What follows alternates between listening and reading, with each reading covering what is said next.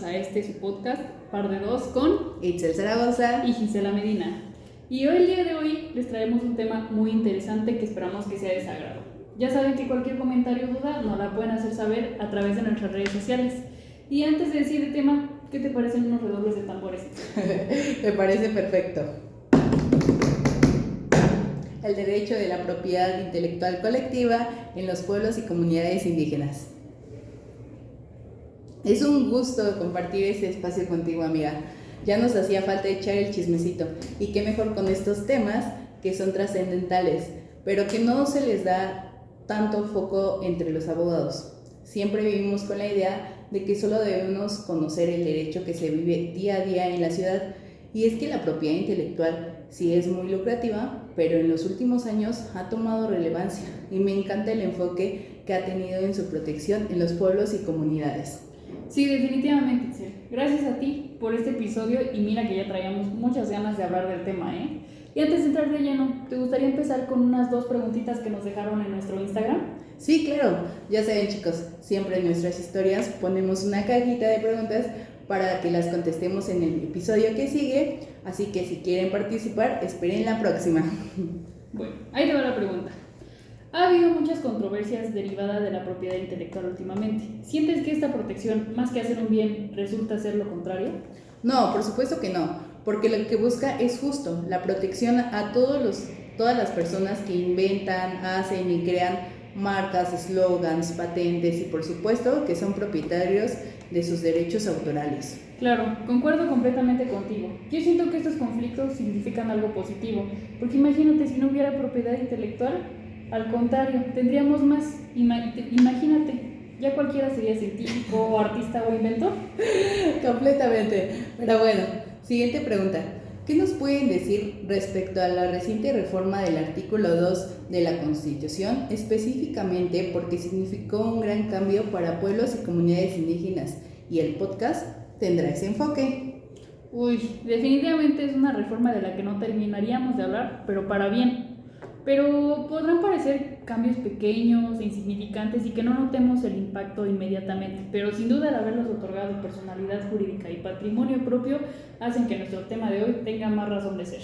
Y me alegra que hayamos esperado para retomarlo posterior a esta reforma. ¿Tú qué dices, Itzel? La pregunta es, ¿por dónde empiezo? Sí. Y voy a aprovechar para empezar a encaminar todo a nuestro tema. Pues como bien dices, es importante resaltar lo que nos dice este artículo. Pues bien, se establece que la nación es pluricultural, multiétnica, sustentada originalmente en sus pueblos indígenas, así como el reconocimiento a estos mismos como sujeto de derecho público con personalidad jurídica y patrimonio propio. Y hay una parte que habla de la propiedad intelectual colectiva. Ajá, específicamente en su apartado A, fracción cuarta, donde se reconoce la propiedad intelectual colectiva respecto de dicho patrimonio. Justo, ahora, teniendo el anterior fundamento, también es importante mencionar el fundamento de la propiedad intelectual, y en la Constitución, este está establecido en el artículo 28, párrafo 11. Pero ¿qué te digo, Gis? Lo aborda muy poco. Pero bueno, así los legisladores. Ay, sí, no van a cambiar y tampoco los vamos a entender. Pero me imagino que para ti, que te dedicas casi de lleno a esta rama, no solo utilizas el 28, ni la Ley de Procedimiento Contencioso Administrativo, ¿verdad? Y bueno, para entender más este tema, Itzel, ¿te gustaría contarnos un poco más acerca de la propiedad intelectual? Claro que sí, Gis, encantada. En lo particular, y como bien lo dijiste, es un tema que me gusta bastante. Y que para la sección Desmenuzando nos abrirá las puertas. Bueno, para entender la propiedad intelectual es importante saber que varios autores la dividen en dos. Por un lado está la propiedad industrial y por el otro lado el derecho autoral. Iniciando por la propiedad industrial, es la que promueve y fomenta la actividad inventiva de aplicación industrial con las mejores técnicas, la creatividad para el diseño y la presentación de productos nuevos y útiles.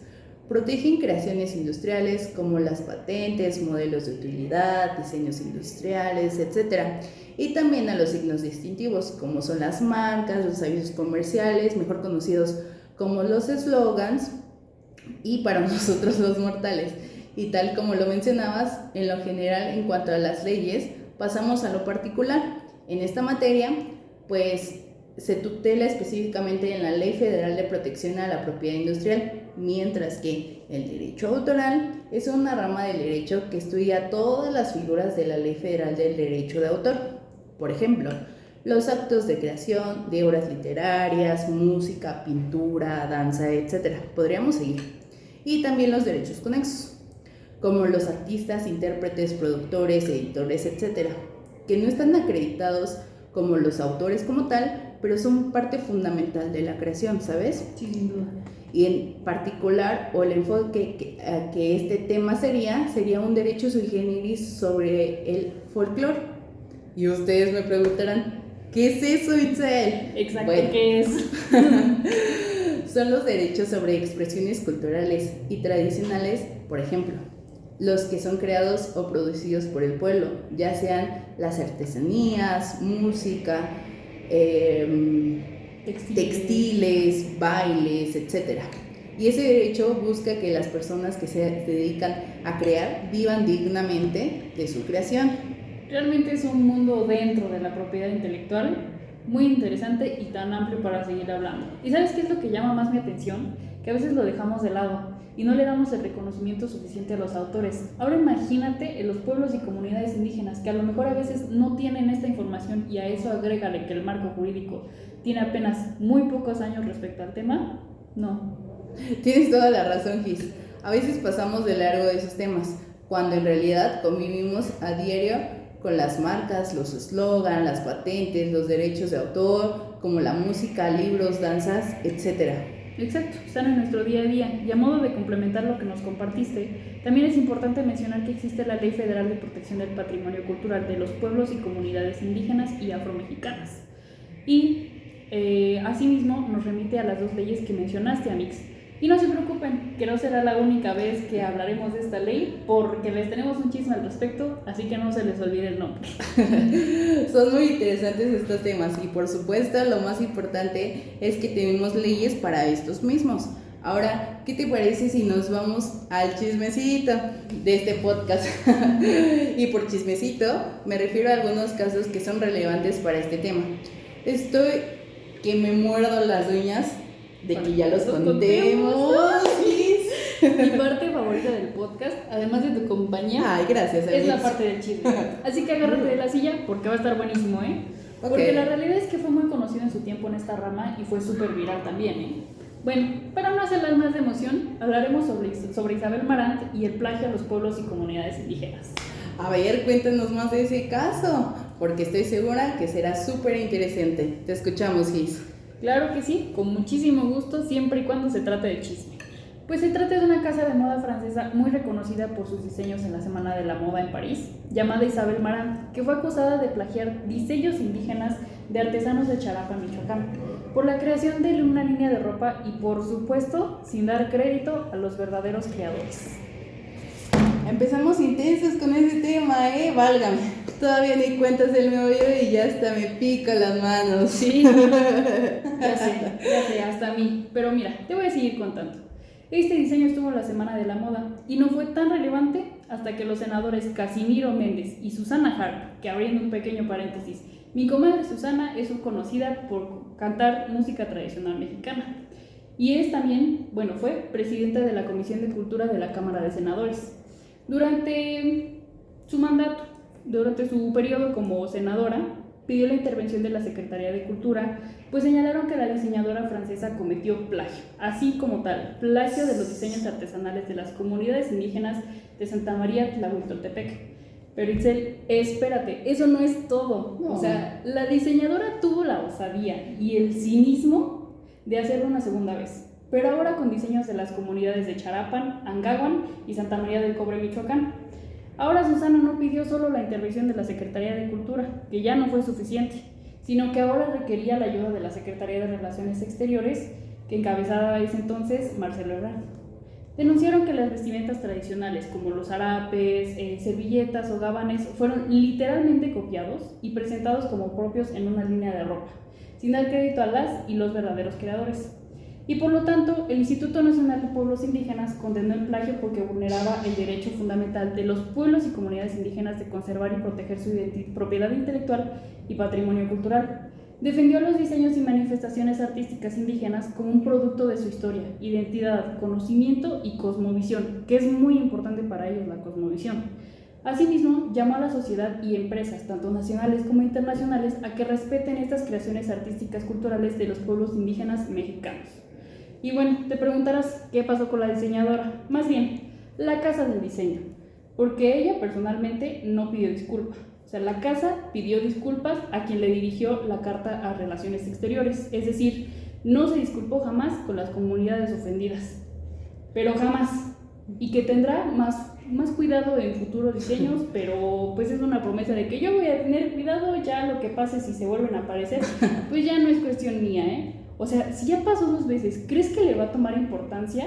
Pero desafortunadamente no podían hacer nada más en ese entonces, porque no había nada que tutelar la propiedad intelectual colectiva.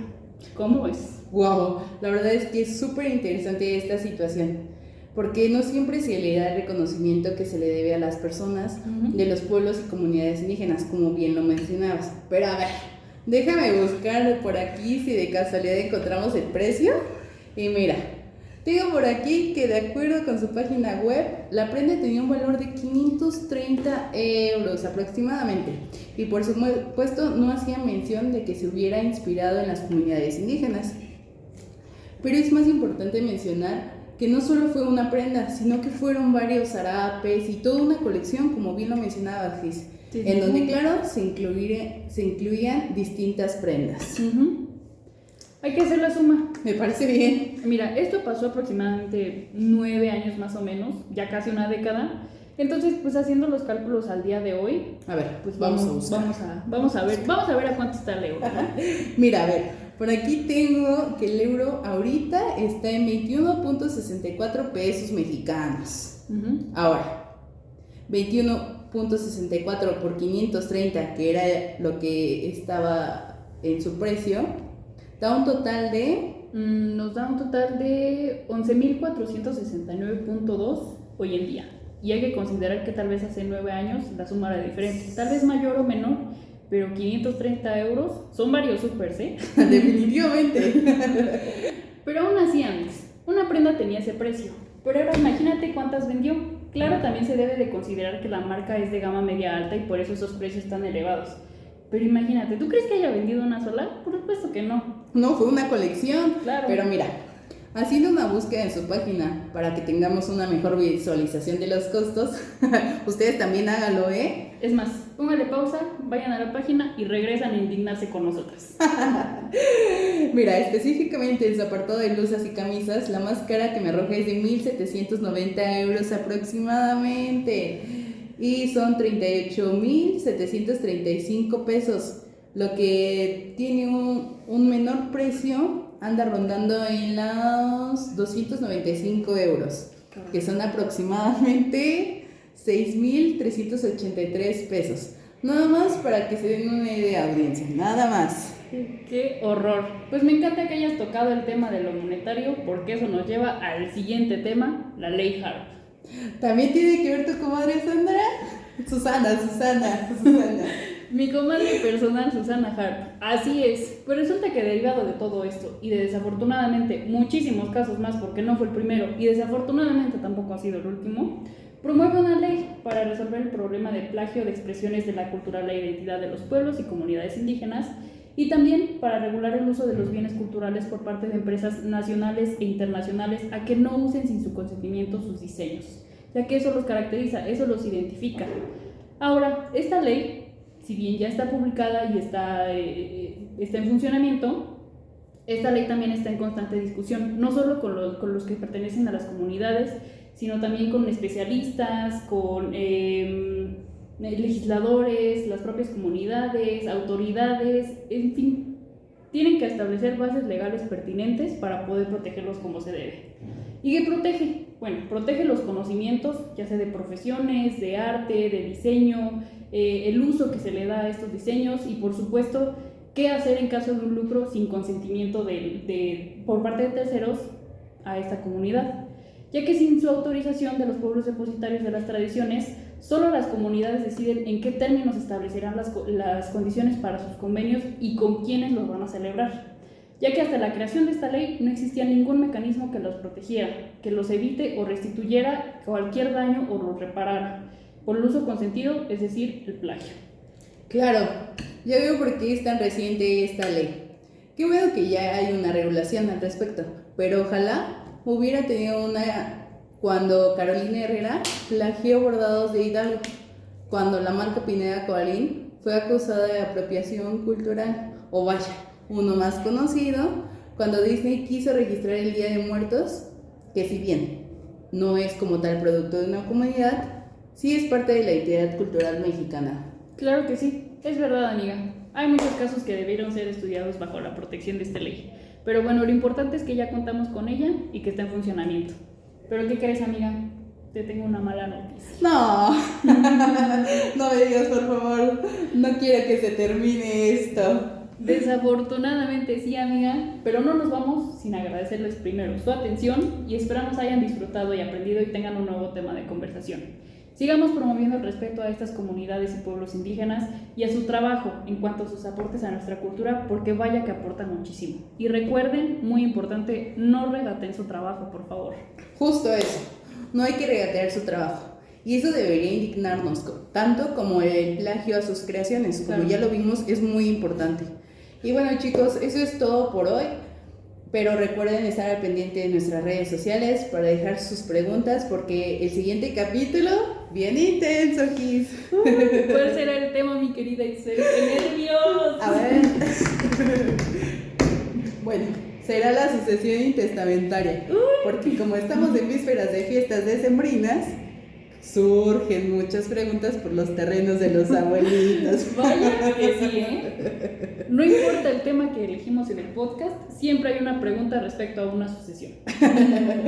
Muchas gracias por escucharnos, espero hayan pasado un buen rato chismeando con nosotras en nuestro podcast Par de Dos. Síganos en todas nuestras redes sociales, recuerden que ahí contestamos más rápido sus preguntas legales y bueno. Me encanta. Así que ya saben, chicos, dejen sus preguntas en nuestro Instagram para este tema y recuerden que hay episodios cada semana, todos los domingos. Hasta la próxima. Nos vemos. Bye.